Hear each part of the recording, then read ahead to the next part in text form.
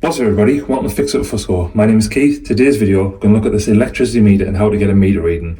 This is the Landis GYR E470 electricity meter. So we'll head over there now and have a look. As you can see here, this is the Landis GYR the E470, and as standard, the meter reading's actually on the screen.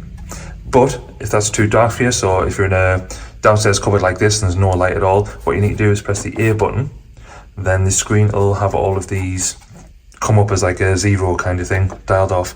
Keep pressing it, it'll show you a time, show you the date, the credit mode, standing charge, and there you go, the total ACT import, and that is your meter reading.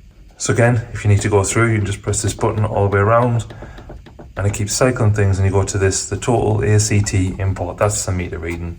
Hopefully that helped you out and got you the meter reading. If it did, please let me know in the comments. It's always nice to get feedback and make sure that this is working and everyone's getting the meter readings correctly. But yeah, until next time, see ya.